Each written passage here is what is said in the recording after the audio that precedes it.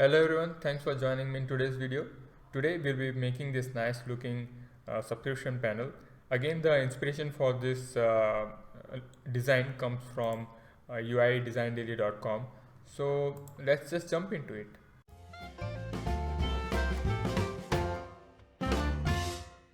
So as always, on the right we have our Firefox editor opened up with live server running on it.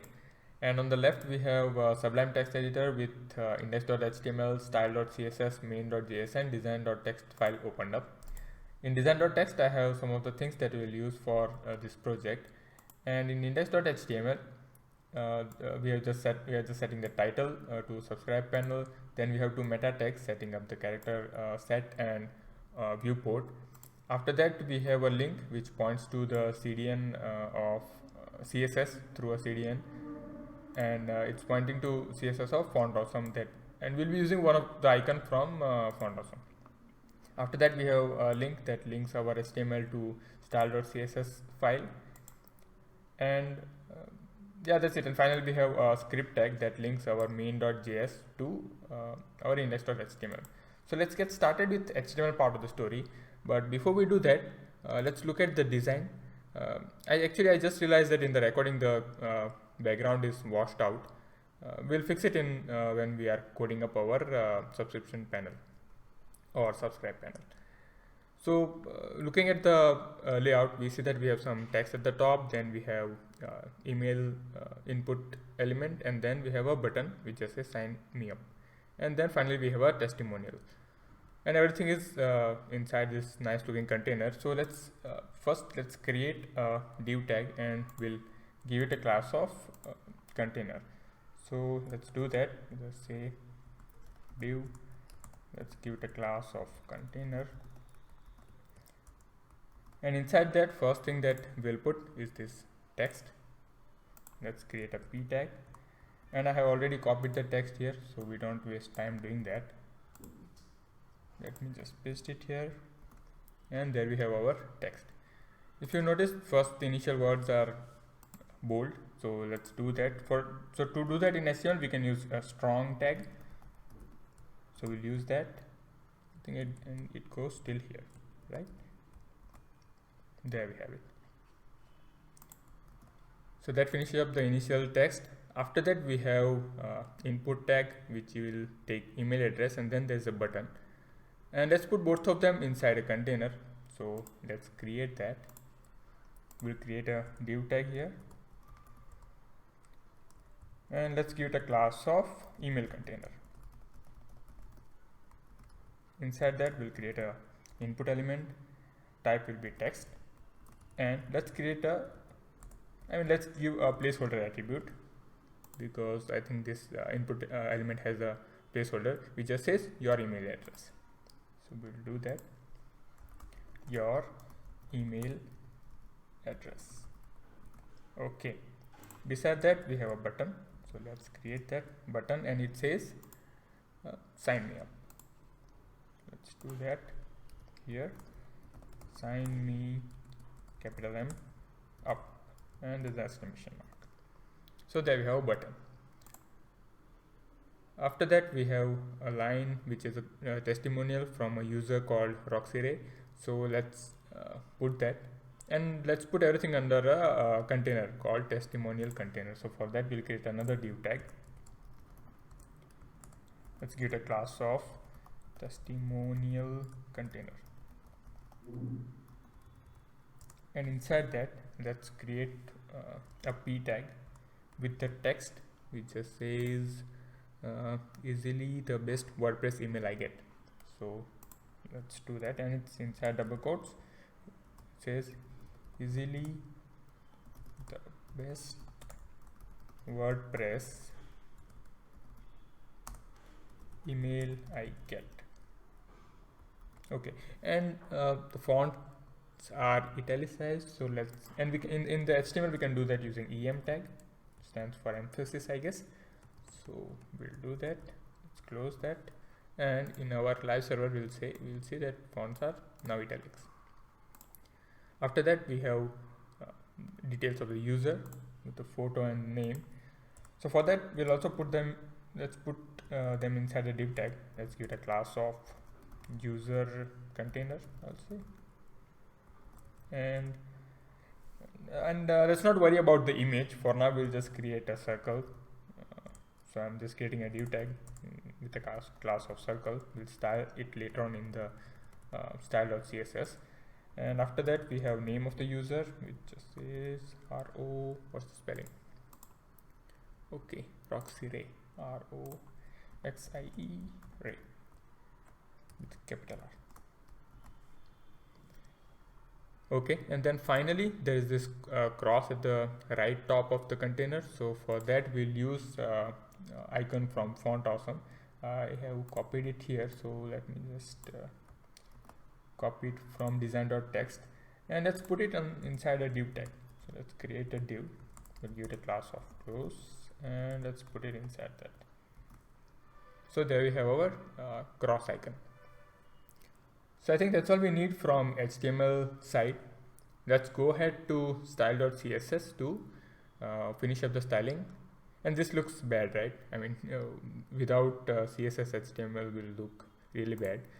So let's head over to style.css and put everything in its place. So here we have our style.css file. First we will do our basic styling. We'll just say box size in border box. Let's remove all the margins. Say margin 0, padding 0. So that will remove padding and margin from all the elements. After that, let's style our body. Let's make it a flex element. We can do it using display flex.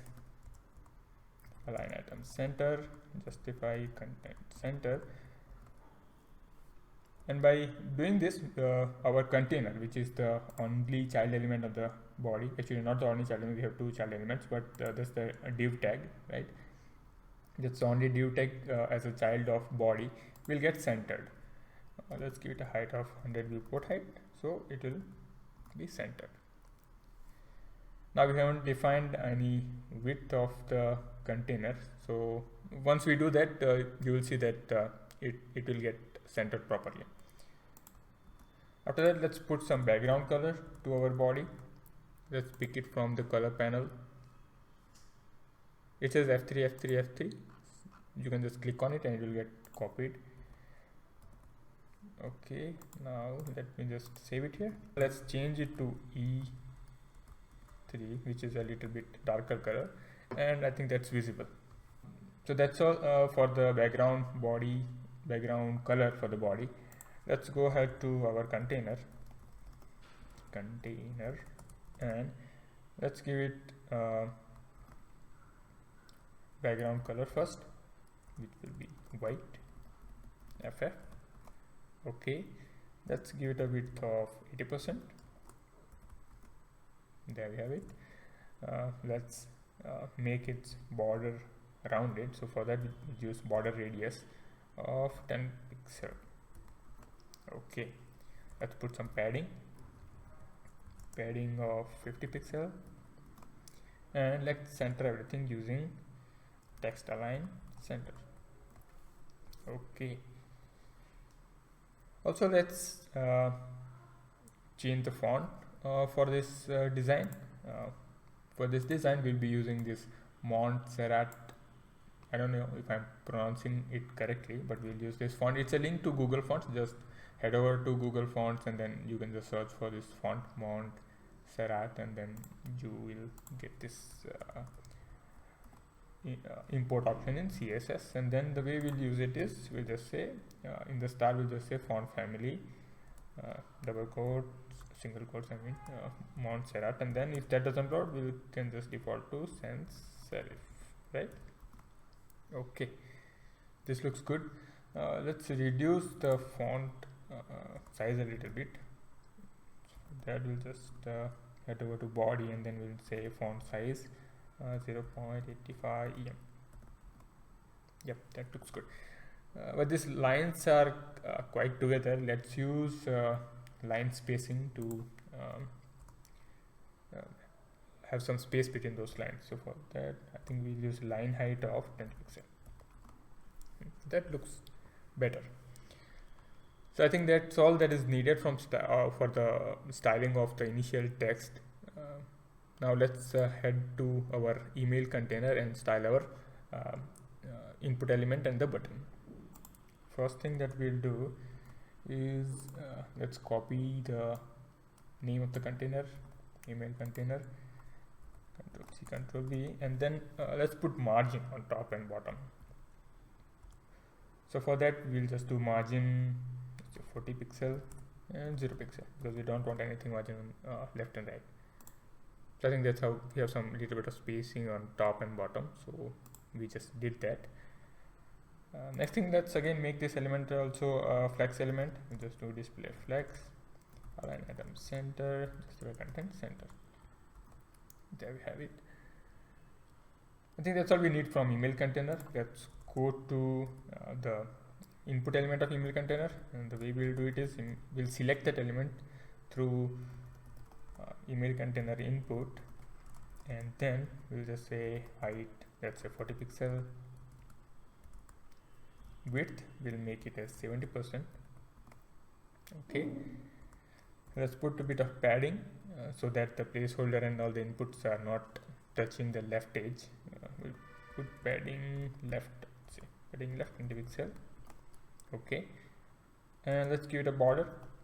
Let's say border, let's make it 3 pixel solid, and again we will use this color.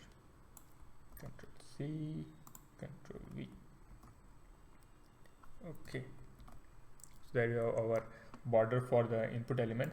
Let's round the left top and left bottom. So for that we'll just say border radius, border top left radius as 5 pixel. There we have it. And same thing, we just have to Control C, Control V, and we'll just say bottom left. So these two edges, corners actually gets rounded. So I think that's all needed from input. Let's just copy paste. Oh no, Control Z, Control C, and Control V, and let's style our button.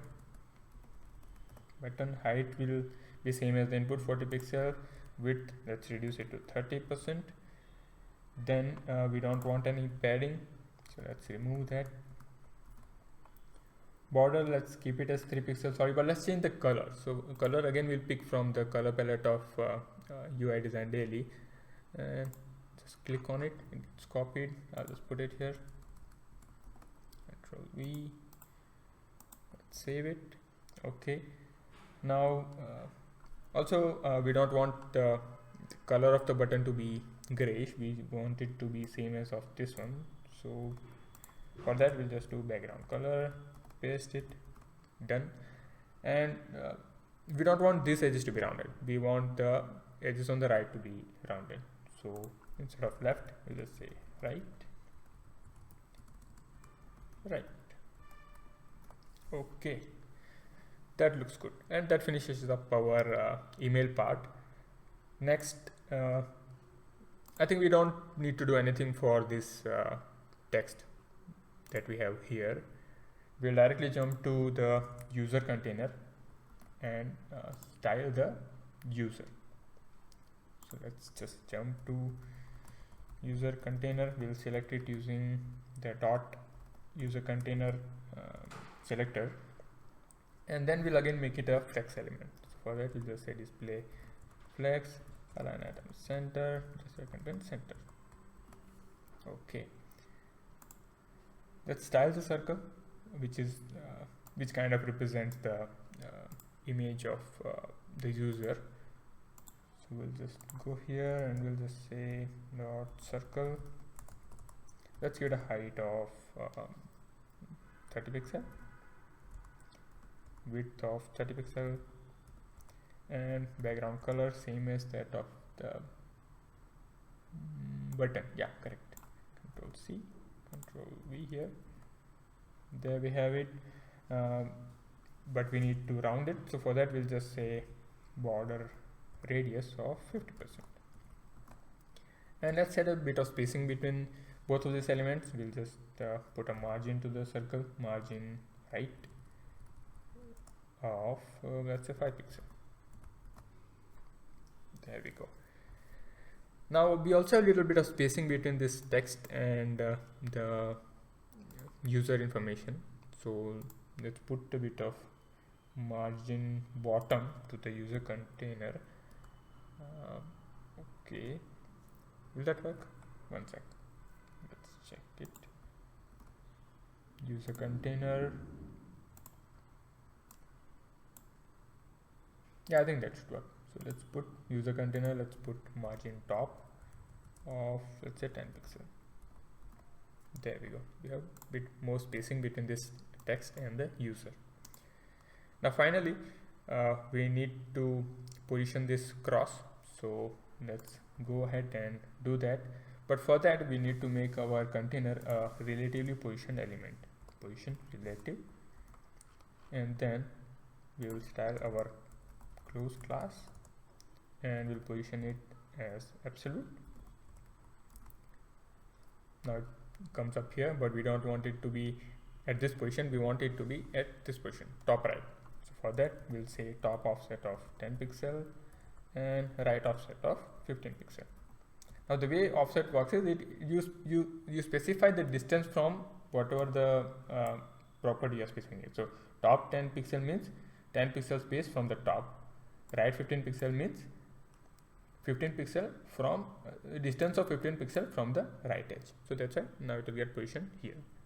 Let's also change the color of this thing, color to say E3. Okay, and let's change the size. So we'll just transform scale to, so it will just make it a bit larger in size.